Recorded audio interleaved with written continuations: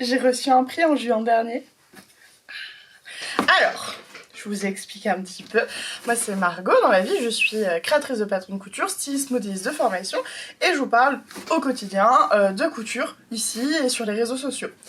Et en juin dernier, j'ai été invitée par Prime et Burda, donc deux enseignes assez emblématiques dans le milieu de la couture, à passer un petit week-end à Cologne en Allemagne, parce qu'il y avait un événement autour du DIY et une remise de prix. Et j'ai gagné un prix, celui-là. Alors, j'ai gagné le Green Pioneer. Donc, en fait, il y avait des votes, etc. Et on m'a élue pour être l'influenceuse dans le loisir créatif, parce qu'il y avait de tout, de la laine, etc.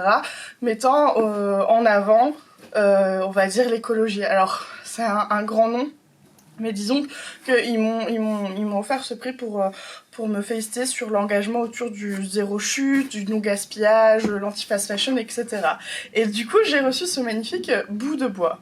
C'est comme ça que mes copines et mon père l'appellent. Mais en vrai, ce que j'ai reçu aussi, c'est un bon d'achat de 200 € chez Prime. Et j'ai passé commande, et c'est ça le sujet de la vidéo. Des ballons ensemble, ma petite commande. Je sais que j'ai pas tout reçu. Mais j'ai déjà reçu des trucs. En fait, j'ai pu choisir ce que je voulais dans le catalogue Prime. Et j'ai pris des trucs que j'avais envie de tester en couture pour qu'on en discute. Donc, je les ai pas encore testés. On est sur du déballage, mais en vrai, je sais un petit peu. Alors, ça, c'est les petites factures. Donc, j'ai reçu à peu près la moitié. Et a priori, je recevrai l'autre moitié plus tard, si j'ai bien compris. Donc voilà, on en est là. Donc ça, on le met de côté. Mon prix, je vais le respecter. Il est là, il est bon. Et voilà le contenu de mon colis. Commençons par cette petite chose. Est-ce que vous savez ce que c'est? C'est ce qu'on appelle un galet de repassage. Alors eux, ils l'appellent un œuf pour repassage. Moi, j'ai toujours appelé ça un galet. Donc en fait, c'est tout simplement un coussin de repassage. Je vais essayer de l'ouvrir facilement. Ah, je sens qu'on va faire une pause, que je vais l'ouvrir. On se retrouve après. Ah non, ça va. Alors, la bestiole, elle est dure. Il y a quoi là-dedans? Est-ce qu'il y a une composition? Il y a forcément une composition. Sert à repasser les arrondis. Non, il n'y a pas de composition. Oh bon. Bah, en gros, c'est un galet et vous voyez, je tape dessus. C'est dur. Et en fait, c'est trop pratique pour repasser toutes les petites pièces un peu arrondies. Alors, on va s'en servir pour pouvoir repasser facilement une découpe princesse ou une découpe bretelle. Donc, c'est des arrondis où il y a toute la forme du sein. Par exemple, si vous êtes en train de construire un soutien-gorge, vous voyez que vos pièces, elles commencent déjà à prendre la forme arrondie de cette zone féminine. Et bien, ça va vous servir à ça. On va s'en servir pour passer des cols aussi. Parce que le col, il est un petit peu en forme et il est petit. C'est pas toujours évident sur sa table à repasser. Et le coussin, c'est trop bien. Alors, évidemment, on peut le fabriquer. J'en ai pas fabriqué. Parce qu'il faut qu'il soit vraiment nickel. Donc en fait, soit vous le fabriquez, soit il est tout fait, il est tout beau, il est tout bien. Et moi, je suis trop contente. Alors, on va pas se mentir, il est moche, hein, Prime. Si vous voulez, on peut discuter ensemble du design. Je suis là, je suis open. Mais c'est pas grave parce qu'il doit être utile d'abord. Donc ça, je suis trop contente. Et je vais pouvoir améliorer mes repassages. Parce qu'on le sait tous, le repassage, c'est chiant, mais le repassage, c'est important. Ouais, désolée, je vous fais la phrase la plus bateau de la Terre, mais c'est la vérité. C'est vraiment important le repassage. C'est 50% du travail à faire pour que votre projet couture soit beau. C'est-à-dire que si vous avez fait que des belles coutures, qu'elles sont nickel, mais que vous n'avez pas repassé, eh ben je suis désolée de vous annoncer, ça sera pas aussi réussi. Que si vous repassez, déjà la couture suivante sera vachement plus simple, et en plus, ça sera clairement plus joli. Donc, c'est pour ça qu'il faut repasser. Une couture en repassage, vous retenez cette règle. Je reste dans le thème repassage. Alors ça, je ne sais pas si vous avez déjà compris ce que c'est. Ils appellent ça comment? Une couverture de repassage et... alors... Ne pas utiliser sur des matériaux sensibles à la chaleur. Oui. Ne mettez pas à un endroit qui craint la chaleur ou l'eau puisque c'est un tapis de repassage. En fait, j'ai découvert ça quand j'étais à Cologne, parce que pendant l'événement du week-end où j'ai été invitée, ils avaient invité des influenceurs de toute l'Europe, mais aussi, en fait, des clients qui ont été invités à passer ce week-end. On a tous eu la chance de voir ce voyage, de se recroiser, enfin de se retrouver à Cologne. Et on a découvert, en fait, ils avaient loué un lieu, ils avaient créé plein d'ambiances qui nous permettaient de découvrir les produits de chez Prime, de chez Burda et d'autres partenaires. Il y avait Viseline et compagnie, mais aussi de pouvoir tester des nouveautés, etc. Et de pouvoir papoter, il y avait des ateliers, enfin il y avait plein de choses, c'était une journée très complète. Et avec Laurie qui m'avait accompagnée, qui est mon bras droit, on a découvert ce tapis de repassage. Et je suis en train de le déplier. Allez, poussez-vous les gars, poussez-vous. Donc, ok, tu veux pas te pousser. Voilà la taille du tapis de repassage. Il est grand. Et en fait, moi j'ai eu un coup de cœur pour ça parce que j'en ai un, je vais vous montrer, de chez Cricut, qui est comme ça, qui est plus petit, qui est vraiment recommandé quand on utilise les presses à chaud de chez Cricut, et je l'adore. En fait, il est un peu épais, il a une mousse qui fait que ça va vraiment pas abîmer la table en dessous, et ça c'est génial. Et il est génial pour pouvoir repasser parce que j'ai pas toujours ma table à repasser juste à côté, ou des fois je fais des projets couture où j'ai presque pas de repassage, où j'ai pas besoin de beaucoup de place, et du coup je mets ça sur ma table, j'ai soit mon fer normal, soit mon mini fer comme ça, donc ça c'est celui de chez Lidl et je voudrais comparer avec celui de Prime. Je l'avais commandé, je l'ai pas reçu, donc j'espère que j'aurai dans un prochain colis. Et du coup ça me permet de pas avoir à me déplacer à ma table à repasser, surtout quand j'ai pas besoin de beaucoup de place. Je le trouve génial et j'ai découvert celui de chez Prime. Et il est un peu différent parce que vous voyez il est beaucoup plus fin. Il a aussi, je sens, il a de la mousse à l'intérieur. Et il est différent parce qu'il est beaucoup plus grand. Par contre, il a du quadrillage avec des mesures de... Vous avez en fait un grand quadrillage avec les centimètres. Il y a les lignes de biais. Ça, c'est cool, je trouve. Et j'avais trouvé que c'était génial. Et en fait, je pense qu'on le repasse une bonne fois, la première fois, parce qu'il est un peu plié, là. Et ensuite, on peut travailler complètement dessus. Ça devient un peu notre support de travail et on sait qu'on peut repasser. Et en fait, j'avais trouvé ça trop pratique pendant l'événement à Cologne. Et donc, j'avais hyper envie de le tester. Donc, quand j'ai reçu le prix et que j'ai appris que j'avais eu un bon d'achat, je me suis dit, je vais en profiter. Donc, j'ai trop envie de le tester. Et du coup, j'aimerais le comparer à celui de Cricut. Là, tout de suite, je sais pas au niveau du prix s'ils sont similaires ou pas du tout. Mais j'aimerais bien faire les plus et les moins de chaque option. Parce que globalement, c'est un peu le même objectif final. Donc, je suis contente. Affaire à suivre. Ensuite, alors, qu'est-ce qu'on a On a un cutter. Vous allez dire, mais Margot, t'as plein de cutters. C'est vrai. Mais moi, j'aime couper au cutter déjà. Alors, je ne sais pas pourquoi j'en ai reçu 2.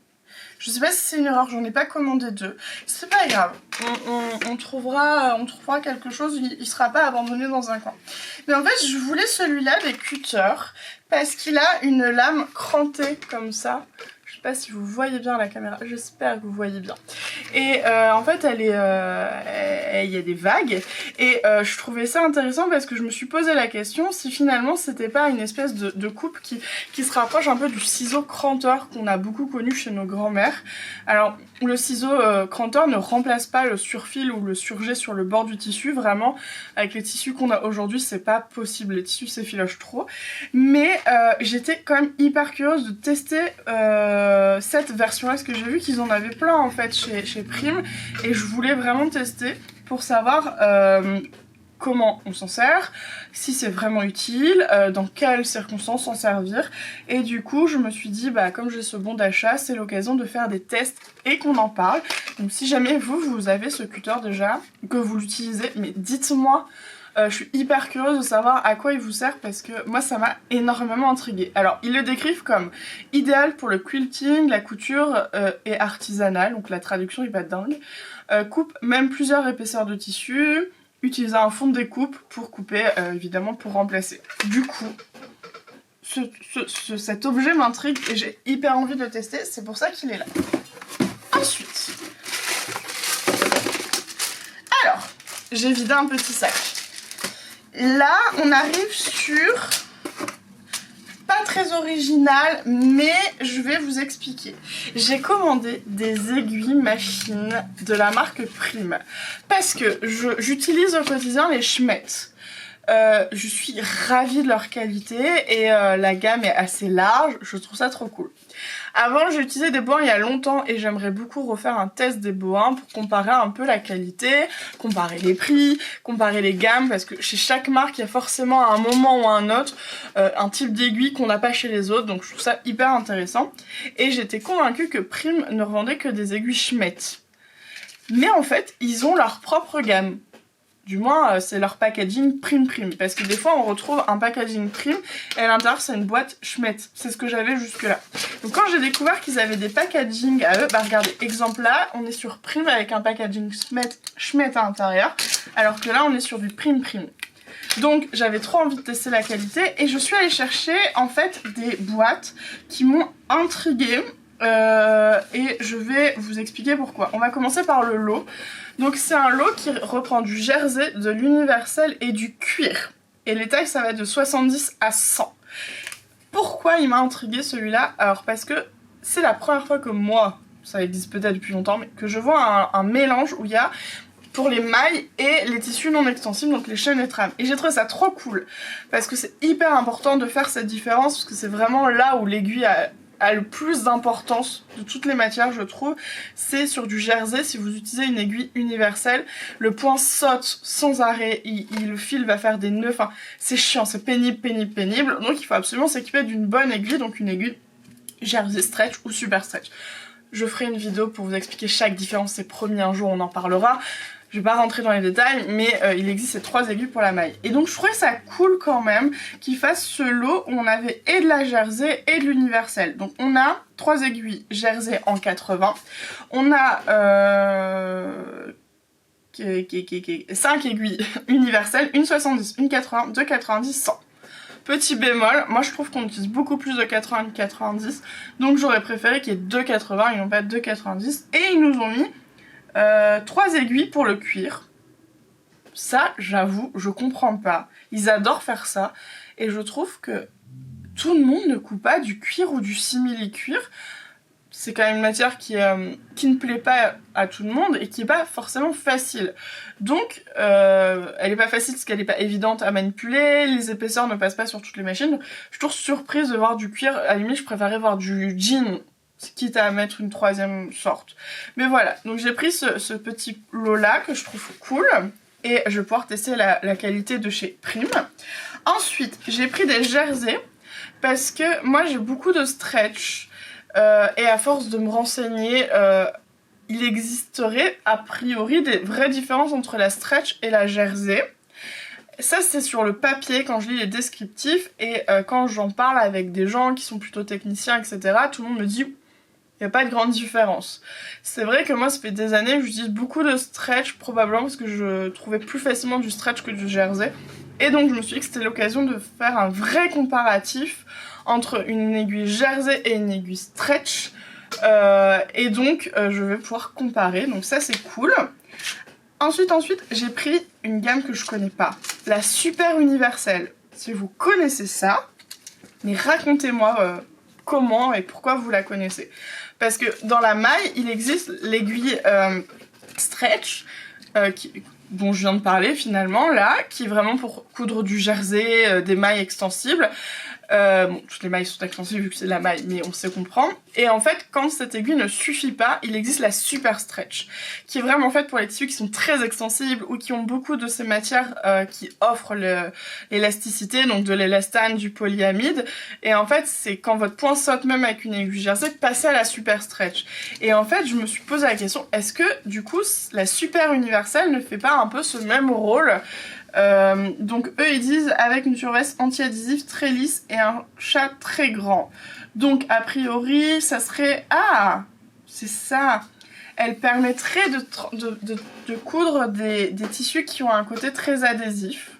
Non, une surface anti-adhésif très lisse. Non, je vous dis n'importe quoi. Non mais en fait je sais pas, je suis curieuse. Donc je l'ai mis dans mon panier. La vérité, j'ai passé commande il y a longtemps, je me souviens plus de tout ce que j'ai commandé.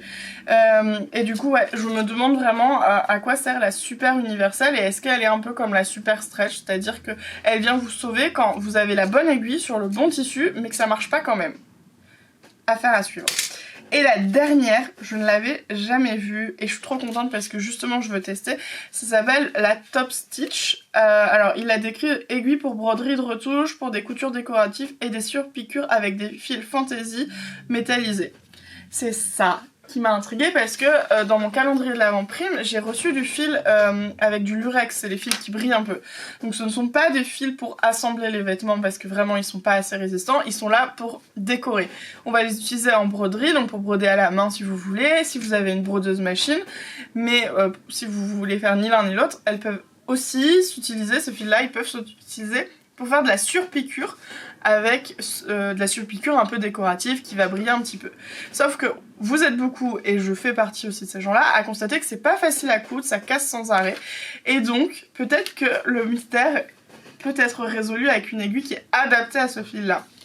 Parce que je sais, il y en a qui vont me dire « Ouais, moi je change pas d'aiguille et ça marche très bien. » Tant mieux tant que ça marche. Mais en vérité, des fois, vous compliquez la vie. Il y a des solutions, ça s'appelle avoir la bonne aiguille pour le bon projet. Et plus le temps passe et plus je suis attentive à ça. Donc, je vais faire un comparatif avec plusieurs machines. Vous voyez là, cette machine, elle n'a pas encore son prénom, on est en cours de recherche. Ça, c'est une machine haut de gamme, donc normalement, elle devrait très bien s'en sortir. Là-bas, derrière, j'ai des machines entrée de gamme à 200 € pour faire un comparatif. Vraiment, suivant la machine, est-ce que l'aiguille va vous aider ou pas? Donc, test à prévoir. Voici mon histoire avec les fils. Bon, et on finit avec un truc que j'ai pas demandé. Je sais pas ce que c'est. Je sais pas. Ils appellent ça une règle de repassage universelle. Je vous montre le packaging.